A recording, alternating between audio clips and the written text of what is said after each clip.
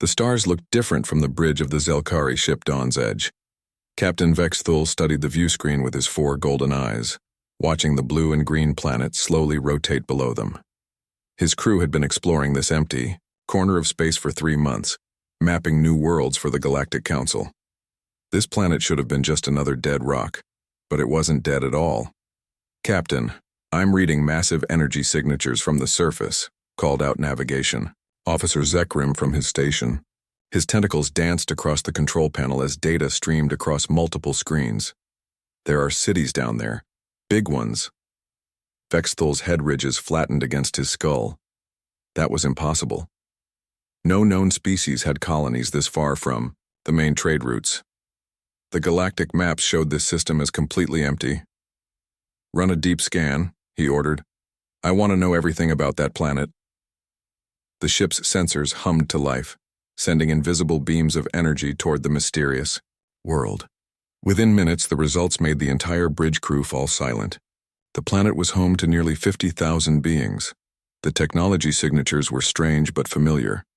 They matched human designs, but that made no sense. Humans had only developed space travel 50 years ago.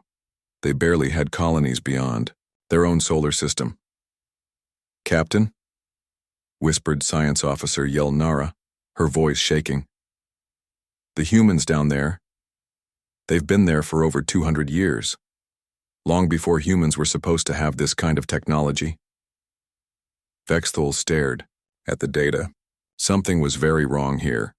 3 hours later, a small shuttle dropped through the planet's atmosphere. Commander Jake Morrison sat in the pilot's seat, his hands steady on the controls even though his heart was racing. He had been the human liaison officer on Dawn's Edge for 2 years, but he had never expected to find other humans in the middle of nowhere. "Landing zone looks clear," he said into his headset. Behind him, Dr. Lisa Ward checked her scientific equipment, while Ben Crawford made sure his sidearm was ready. Both looked as confused as Jake felt. "I still don't understand how they got here," Lisa said, staring at her tablet screen. "Earth didn't even have faster-than-light travel 200 years ago. Hell, we barely had rockets." "Maybe they'll have some answers," Jake replied, bringing the shuttle down on a flat area outside the main city. The city was beautiful in a way that made Jake's chest tight with homesickness. Clean white buildings rose up from green parks and flowing rivers. Solar panels and wind farms dotted the landscape. Everything looked peaceful and well-maintained. It looked like the Earth colonies he remembered from his childhood, but somehow better, more advanced. A group of people was waiting for them near the landing pad. They looked completely human, dressed in simple clothes that seemed both practical and comfortable. An older woman with gray hair stepped forward as Jake and his team left the shuttle. "Welcome to New Haven," she said with a warm smile. "I'm Helen Parker, member of the Elder Council. We've been watching your ship since you arrived in our system." Jake tried to hide his surprise. These people had technology good enough to track Zelkari ships? That was supposed to be impossible for a human colony. "Commander Jake Morrison," he replied, extending his hand. Helen shook it firmly. "This is Dr. Lisa Ward and Ben Crawford. We're from the exploration ship Dawn's Edge. We had no idea there were humans in this system." Helen's smile faltered for just a moment. "Yes, well, we've been here for a very long time. Our ancestors arrived on generation ships back in 2157. We've been building our society ever since." Lisa stepped forward, her scientific curiosity overcoming her caution. 2157? But Earth didn't have generation ship technology then. How is that possible? "It's a long story," Helen said carefully. "Perhaps you'd like to see our city. We can discuss history over dinner." As they walked through the streets of New Haven, Jake noticed things that made him uncomfortable. The people they passed all looked healthy. Not just healthy, but perfect. No one was overweight, no one looked sick, and everyone had bright, clear eyes. Children played in the parks with movements that seemed too quick and too coordinated. The buildings themselves were marvels of engineering. Clean energy flowed through visible conduits in the walls. The air was fresh and clean, despite the size of the city. Gardens and food production areas were built right into the urban design. It was like someone had taken every good idea about city planning and made them all work together perfectly. "This is incredible," Lisa whispered to Jake as they passed a medical center. Through the windows, she could see equipment that looked more advanced than anything on Earth. "How did they build all this?" Helen overheard her. "We've had a lot of help over the years," she said. "When our ancestors first arrived, things were difficult. We nearly died out completely in the first 10 years. But we received assistance from benefactors. They helped us survive and thrive." "What kind of benefactors?" Ben asked, his soldier's instincts making him suspicious. Helen's expression became guarded. "Perhaps that's a conversation for later. For now, let me show you to your quarters. You must be tired from your journey." They were given rooms in a beautiful guest house near the city center. The accommodations were better than most luxury hotels. Jake had stayed in on Earth. Soft beds, perfect temperature control, and windows that showed the bustling life of New Haven. But something felt wrong. That evening, over dinner with Helen and several other council members, Jake tried to get more information about the colony's history. The locals were friendly but evasive. They talked about their farming techniques and their education system, but whenever the conversation turned to how they had developed their advanced technology, they changed the subject. "There are some areas of our colony that are restricted," Helen mentioned during dessert. "For everyone's safety, I hope you'll respect those boundaries during your visit." "What kind of safety concerns?" Lisa asked. Helen's eyes went dark. "Some things are better left undisturbed. Our ancestors learned that lesson the hard way." Later that night, Jake stood on the balcony of his room, looking out over the city. The lights below twinkled like stars, and he could hear the sound of laughter and music drifting up from the streets. It should have been beautiful. It should have been exactly the kind of human colony that made everyone proud. Instead, it felt like a trap. His communicator buzzed. Captain Vexthol's voice came through clearly. "Commander, we're detecting some unusual energy readings from the planet. They're coming from an area about 10 kilometers north of your location, deep underground." Jake looked in that direction. He couldn't see anything unusual, just dark hills covered with trees. But now that he knew to look, he thought he could see a faint glow coming from beneath the ground. "What kind of energy readings?" he asked. "That's the problem," Vexthol replied. "We don't recognize them. They don't match any known technology in our database. But they're strong, very strong." Jake felt a chill run down his spine. Whatever was hidden beneath New Haven, he was beginning to suspect it was connected to the colony's impossible existence. And Helen Parker's warnings about restricted areas suddenly seemed a lot more ominous. Tomorrow, he decided, he was going to find some answers, whether the colonists wanted to give them or not. Dr. Lisa Ward couldn't sleep. She lay in the comfortable bed staring at the ceiling, thinking about everything she had seen in New Haven.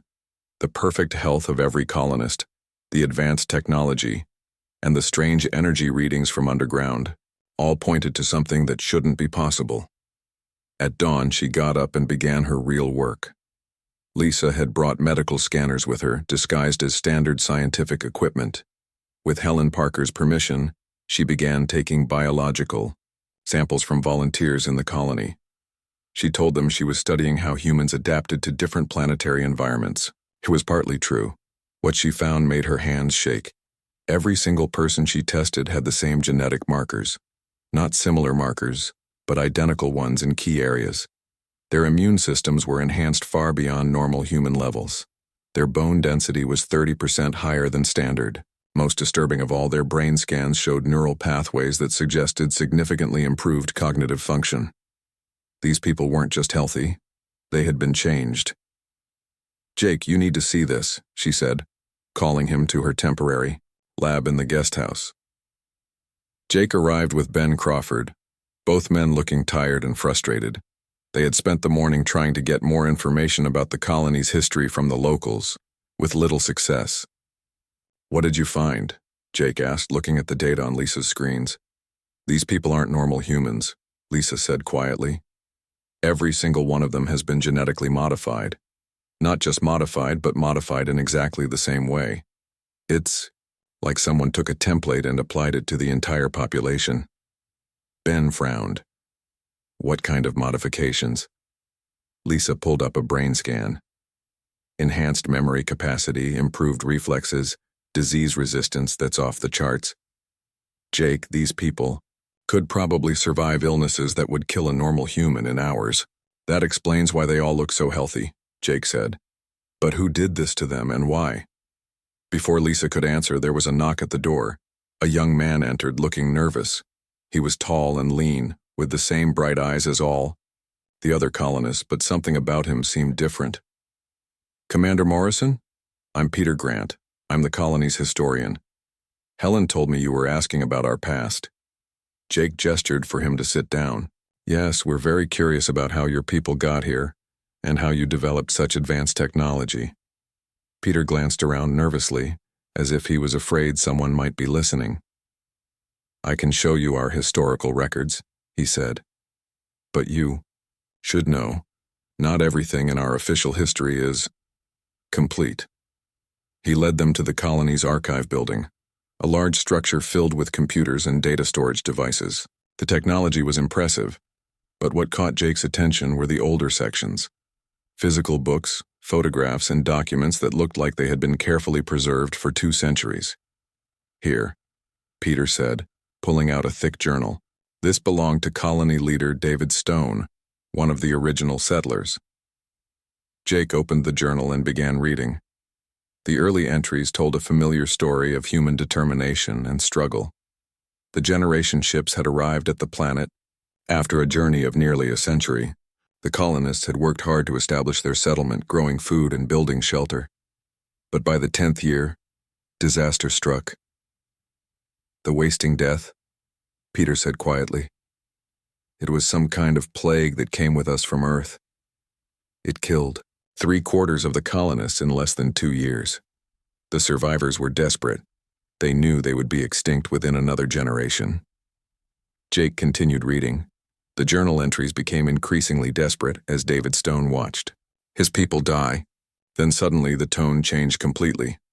Contact has been made, Jake read aloud. The benefactor has agreed to help us. There will be a price, but what choice do we have? We are dying, and our children deserve a chance to live.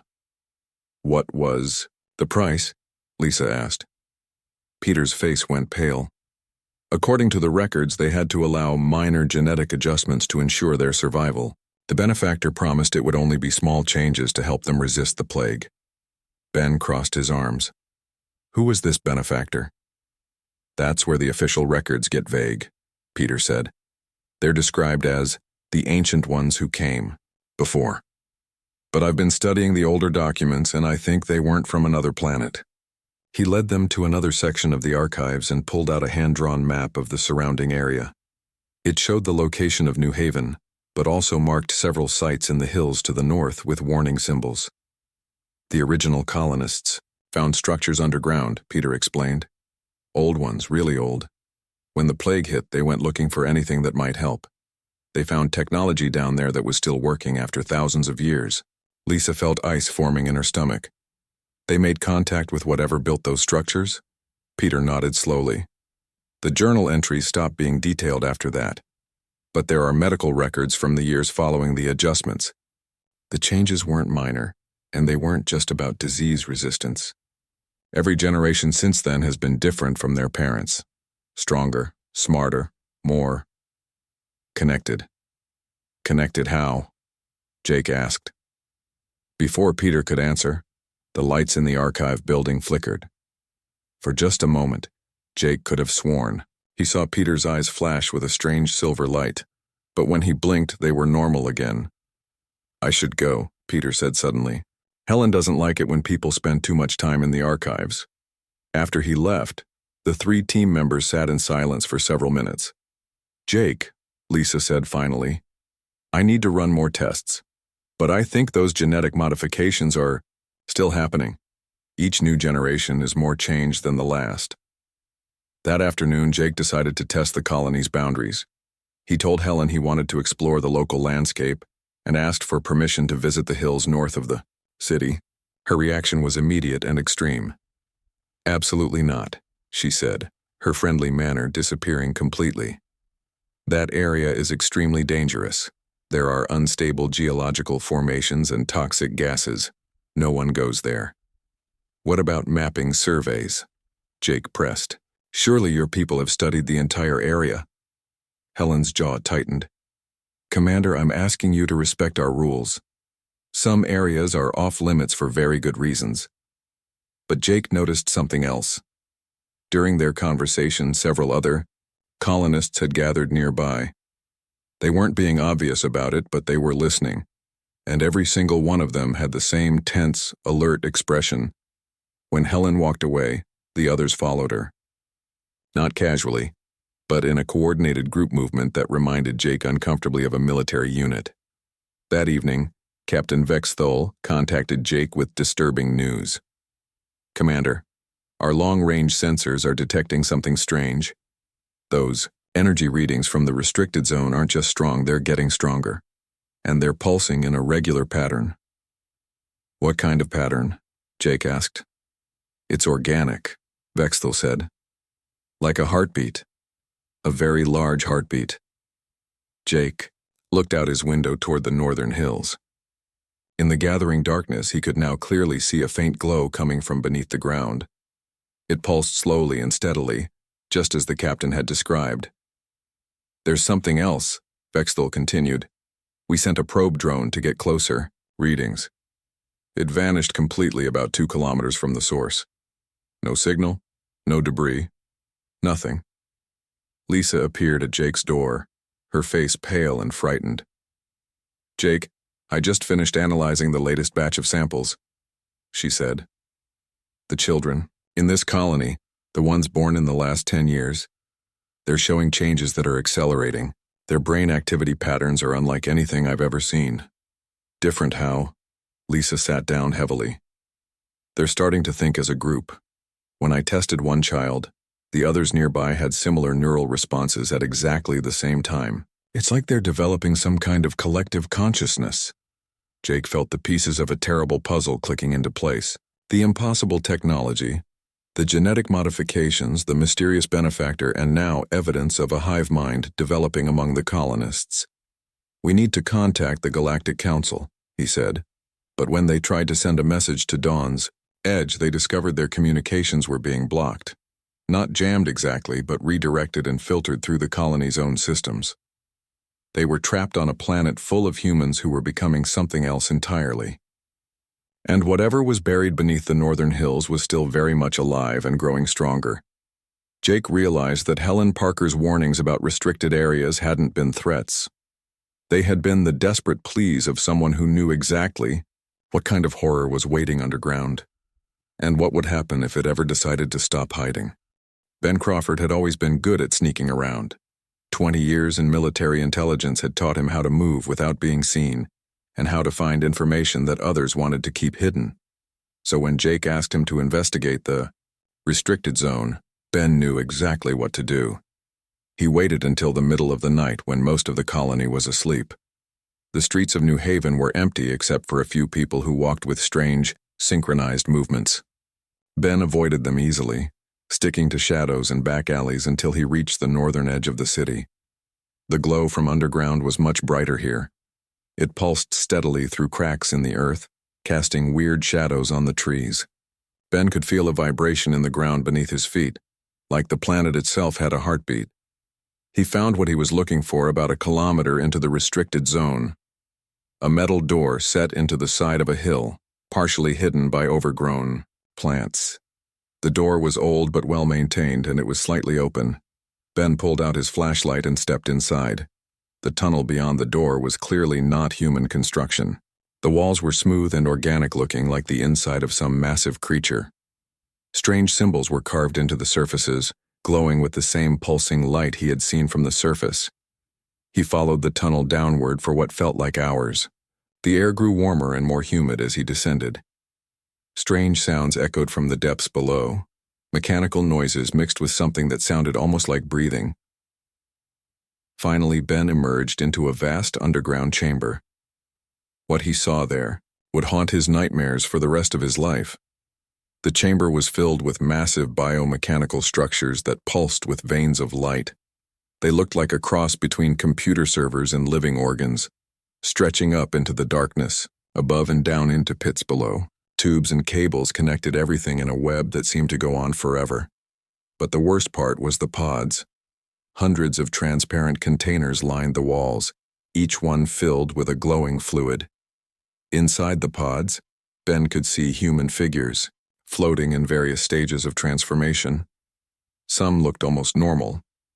Others were barely recognizable as human anymore, their bodies stretched and changed into shapes that made no sense. Ben pulled out his camera and started taking pictures, trying not to vomit as he documented the horror around him. Each photo showed more evidence that the colonists weren't being helped by their mysterious benefactor. They were being harvested. A sound made him freeze. Footsteps were approaching from deeper in the chamber. Ben quickly hid behind one of the larger biomechanical structures and watched as a group of colonists walked past him. But these weren't the friendly people he had met in New Haven. Their movements were too smooth, too coordinated. Their eyes glowed with silver light, and they moved as if they were all controlled by the same mind. Ben recognized one of them as a shopkeeper who had smiled and waved at him that morning. Now the man's face was completely expressionless. They walked to a control panel built into one of the living walls and began operating it with movements that were perfectly synchronized. As they worked, some of the pods began to glow brighter. Ben watched in horror as the figures inside began to change, their bodies reshaping themselves according to whatever program was being run. Ben had seen enough. He began backing toward the tunnel entrance, but as he moved, his foot hit a loose stone. The sound echoed through the chamber like a gunshot. The colonists at the control panel turned in unison to look at him. Their silver eyes seemed to stare right through his hiding place. "Intruder detected," they said in perfect unison. "Initiate containment protocol." Ben ran. He sprinted through the tunnel as alarms began sounding throughout the underground complex. Behind him, he could hear the colonists giving chase, their footsteps synchronized like a marching army. Lights began flashing along the tunnel walls, and he realized the entire system was trying to trap him. Ben burst out of the metal door and kept running toward New Haven. He could hear vehicles starting up behind him, but he had a head start, and he knew how to move through rough terrain. By the time the search parties reached the woods, he was already back in the city. He found Jake and Lisa in the guest house common room, planning their next move. "We need to leave," Ben said without preamble. "Right now. This whole place is a trap." He quickly explained what he had seen underground. As he described the biomechanical structures and the transformation pods, Lisa's face went white. "That explains the genetic modifications," she said. "They're not just changing the colonists. They're replacing them." Jake was already pulling out his communicator to contact Captain Vexthul, but before he could activate it, the lights in the room flickered. When they came back on, Helen Parker was standing in the doorway, but this wasn't the friendly woman who had welcomed them to New Haven. Her eyes now glowed with the same silver light Ben had seen underground. Her movements were too smooth, too controlled. "Commander Morrison," she said in a voice that sounded like multiple people speaking at once. "You and your team need to come with me. The architect wants to meet you." "The architect?" Jake asked, his hand moving slowly toward his sidearm. "The intelligence that has been guiding our development for over 200 years, Helen replied. "The consciousness that saved our ancestors from extinction and has been perfecting our species ever since." More colonists began filing into the room. All of them had the same silver eyes and synchronized movements.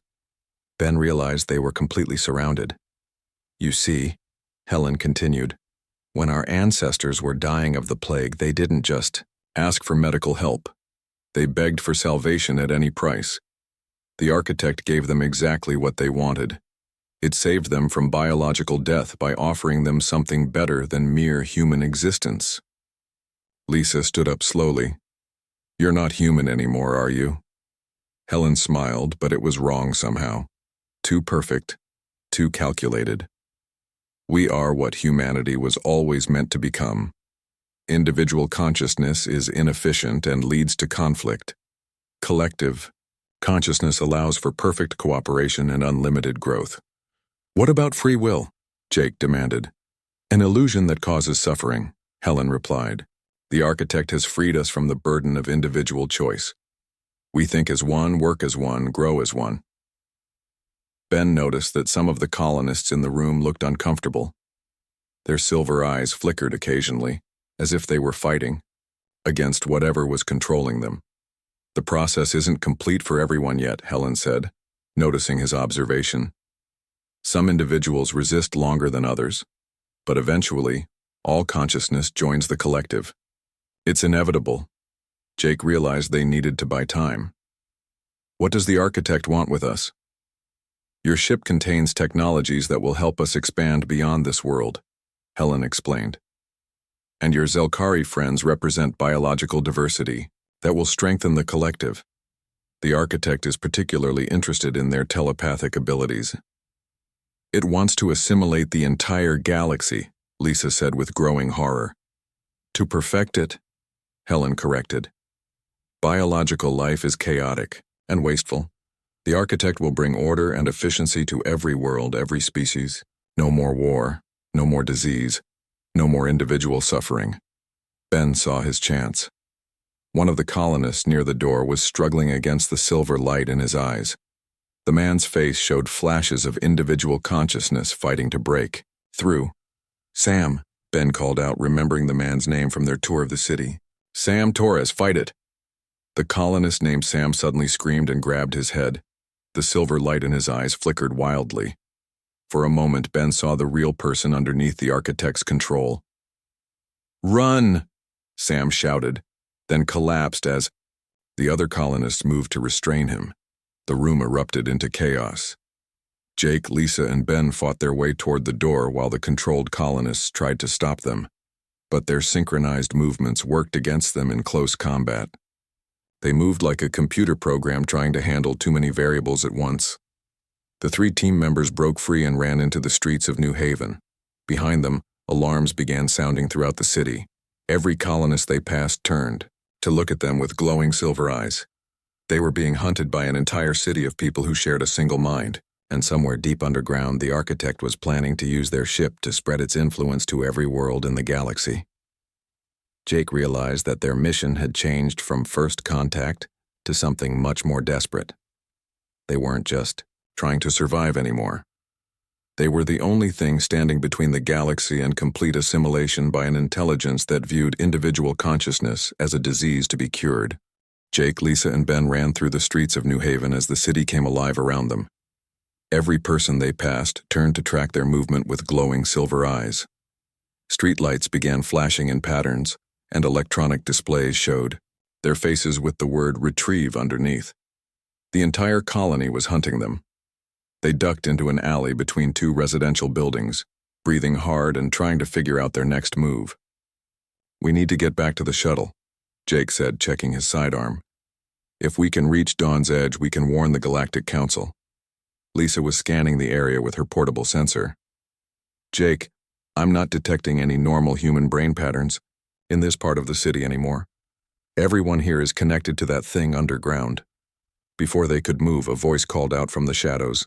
Over here, quickly. A woman emerged from a hidden door in the side of one of the buildings. She looked human and her eyes were completely normal. No silver light, no synchronized movements. I'm Amy Collins, she said urgently.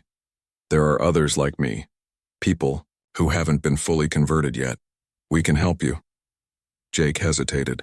After everything they had seen, trusting anyone felt dangerous. Amy seemed to understand his caution. Look at my eyes, she said. Really look at them. Do you see any silver light? Jake studied her carefully. Her eyes were normal brown and they showed real human emotion, fear, hope, and determination. How many others? He asked. Maybe 50 people scattered throughout the colony, Amy replied. The architect's control isn't perfect yet. Some of us have found ways to resist the conversion process. She led them through a series of hidden passages between buildings. Jake realized that the resistant colonists had been preparing for this moment for a long time. They had built an entire secret network right under the architect's sensors. They emerged in a basement room where a dozen people were gathered around primitive radio equipment. All of them looked fully human, and all of them looked terrified. Man with graying hair stepped forward. Commander Morrison, I'm Sam Torres, the engineer you met earlier. Amy told us about your arrival. Jake recognized him as the man who had briefly fought against the architect's control. How are you able to resist? Sam pointed to a device on the table that looked like it was built from scavenged electronics.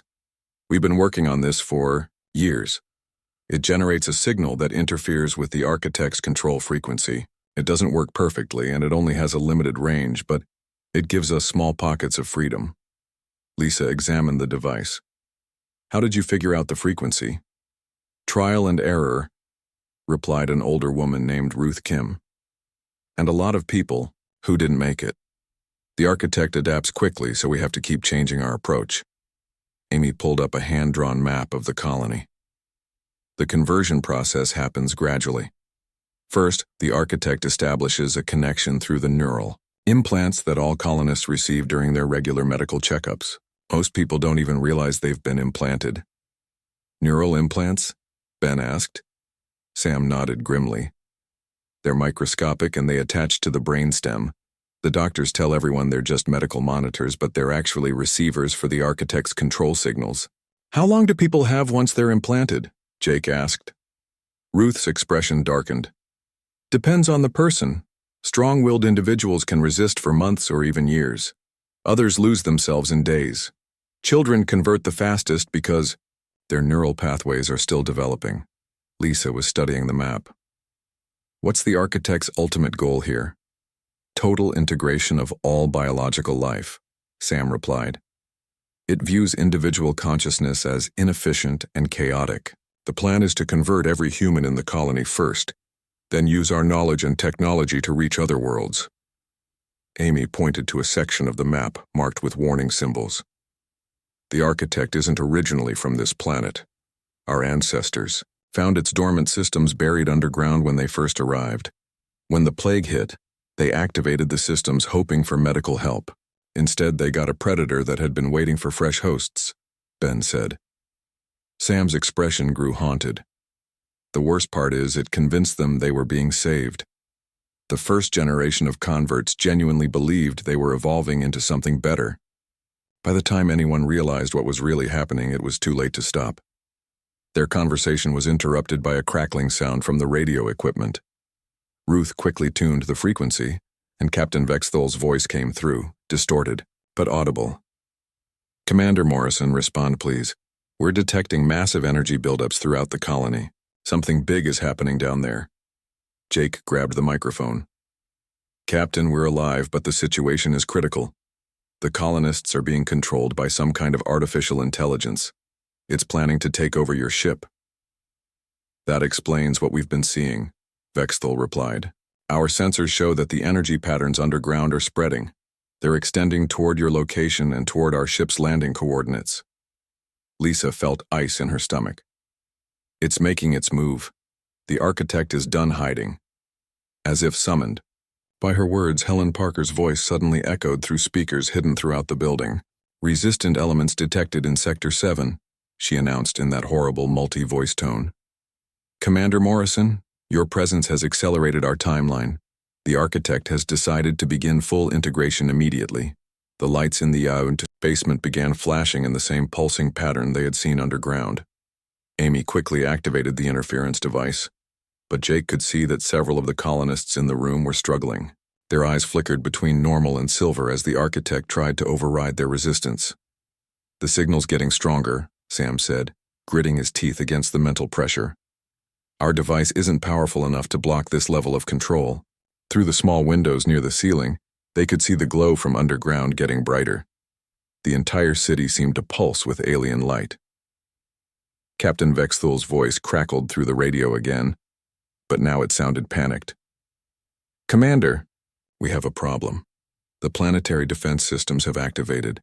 We're being scanned by weapons we didn't know existed, and there's something else. What? Jake demanded. Energy readings suggest the architect is attempting to establish a connection with our ship's computer systems. If it succeeds, it could potentially access our navigation database and locate other worlds. The full scope of the threat hit Jake like a physical blow.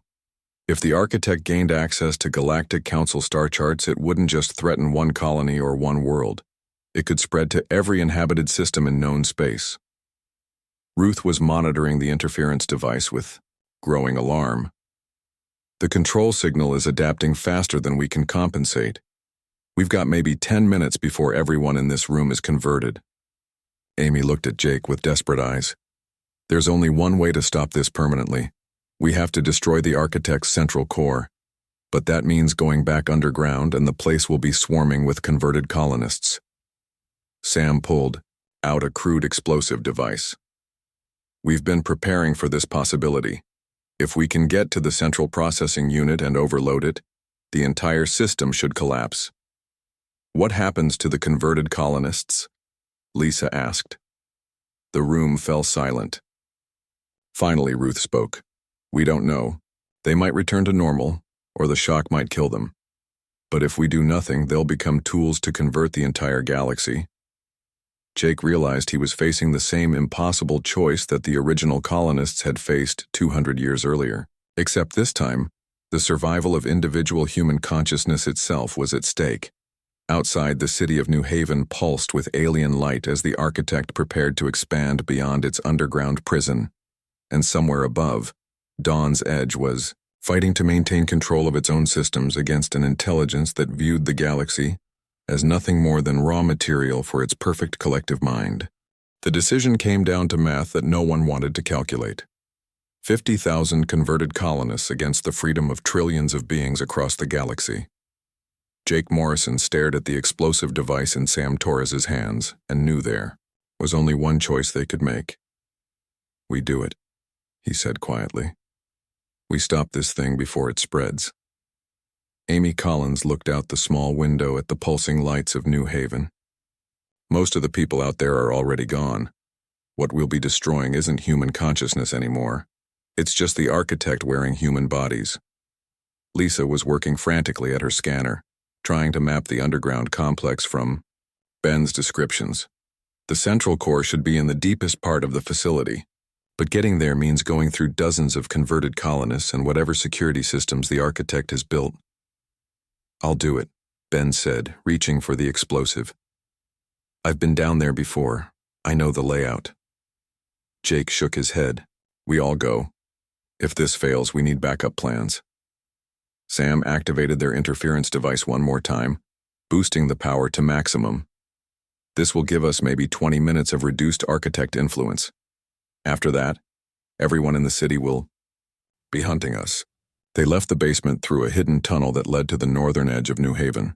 The city around them pulsed with increasingly bright light as the Architect poured more energy into its control systems.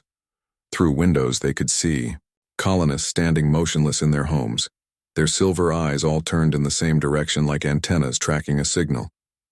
The entrance to the underground complex was now surrounded by a ring of converted colonists, but they weren't moving. They stood like statues, perfectly still and perfectly synchronized. They're conserving energy, Amy whispered. The Architect is putting all its power into trying to break through to your ship. Captain Vexthol's voice crackled through Jake's communicator. Commander, we're losing the battle up here. The Architect's signals are incredibly sophisticated.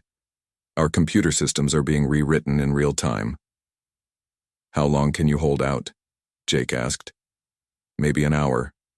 Maybe less. Whatever you're planning to do, do it fast. They reached the metal door that led underground. Ben had left it partially open during his escape, and now it stood like a mouth leading into hell. The biomechanical glow from within pulsed steadily, and they could hear the sound of machinery and something that might have been breathing. Once we go in there, there's no going back, Jake warned. Ruth Kim, who had insisted on coming despite her age, gripped a backup interference device. Good. I've watched this thing destroy my neighbors and friends for 20 years. I'm ready to end this. They descended into the tunnel system, following the organic corridors deeper into the planet. The walls around them pulsed with veins of light, and Jake realized they weren't just walking through tunnels. They were inside the Architect itself, moving through the corridors of a vast artificial organism. The first chamber they entered was filled with the biomechanical structures Ben had described, but now they could see the full scope of the horror. Thousands of pods lined the walls, each containing a human figure in various stages of transformation. Some looked almost normal. Others were barely recognizable as having once been human. But worse were the ones that looked at them as they passed. Silver eyes tracked their movement from inside the pods, and Jake realized these people were still conscious, still aware of what was being done to them. "My God," Lisa whispered. "They're still in there." Amy's face was wet with tears. The architect keeps their consciousness intact during conversion. It finds individual awareness useful for certain tasks. They pressed deeper into the complex past control stations where converted colonists worked with perfect coordination. The workers didn't try to stop them. They didn't even seem to see them. All their attention was focused on their tasks. Finally, they reached the central chamber. The heart of the architect was beyond anything they had imagined. A massive biomechanical brain filled the space, pulsing with patterns of light that hurt to look at directly.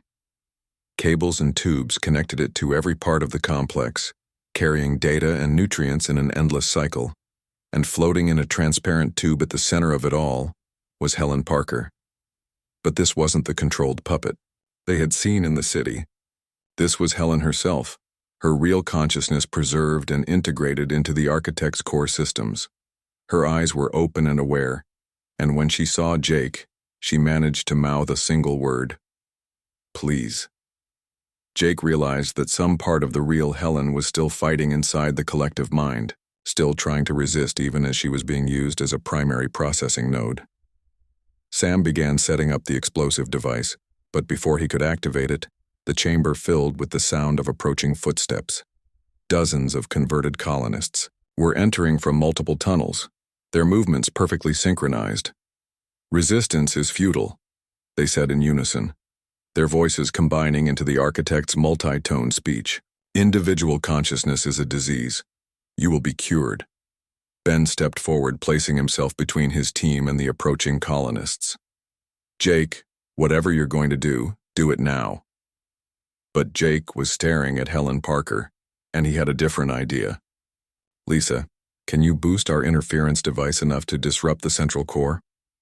Lisa looked at her equipment. "Maybe, but it might feed back through the entire system. The energy surge could kill everyone who's connected. Or it might free them," Jake replied. "Helen's still in there fighting. If we can break the architect's control even for a few seconds, the human consciousnesses might be able to reassert themselves." Amy understood immediately. It's a chance to save them instead of just destroying them. The converted colonists were getting closer, moving with mechanical precision. But as they approached, some of them began to falter. Their synchronized movements became uncertain, as if competing signals were interfering with their coordination. Sam realized what was happening. The architect is having trouble maintaining control while also trying to break into the alien ship. It's spread too thin. Jake made his decision. "Do it. Boost the interference signal and aim it at the central core." Lisa connected every power cell they had to the interference device and aimed it at the massive biomechanical brain. The device whined as it charged to dangerous levels, then released a pulse of energy that lit up the entire chamber. The effect was immediate and dramatic. The perfect synchronization of the converted colonists shattered. Some fell to the ground screaming.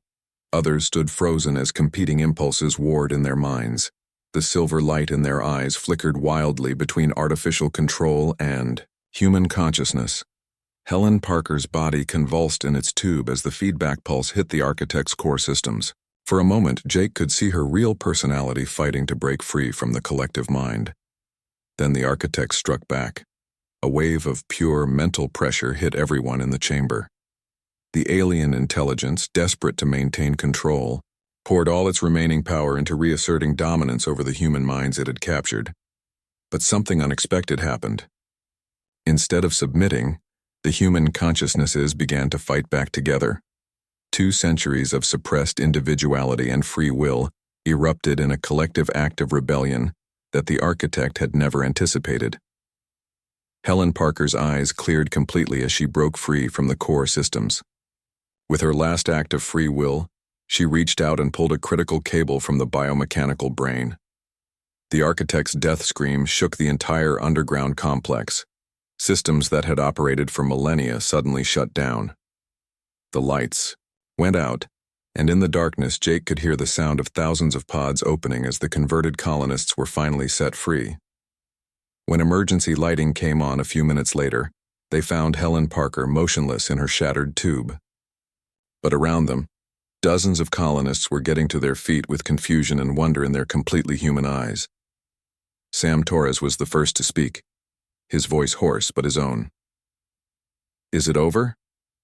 Jake's communicator crackled to life. "Captain," Vexthul sounded relieved but shaken. "Commander, the energy readings just collapsed completely. Whatever you did down there worked. Our computer systems are back under our control." Over the following days, as Dawn's Edge remained in orbit to help with the recovery, they learned the full extent of what had happened. Of the 50,000 colonists, nearly 30,000 had survived the architect's destruction. The rest had been too deeply integrated into the collective mind to survive as individuals, but those who lived were fully human again. The genetic modifications remained, but the mental control was completely gone. For the first time in generations, the colonists of New Haven were free to think their own thoughts and make their own choices. Jake stood in the rebuilt town square, watching children play with the chaotic joy that only comes from free will. An elderly man approached him, someone he recognized as one of the former council members. "Commander," the man said, "we've been discussing what to do next.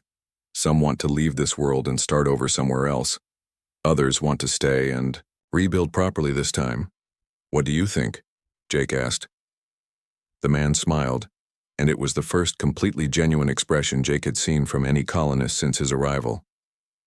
"I think we'll argue about it for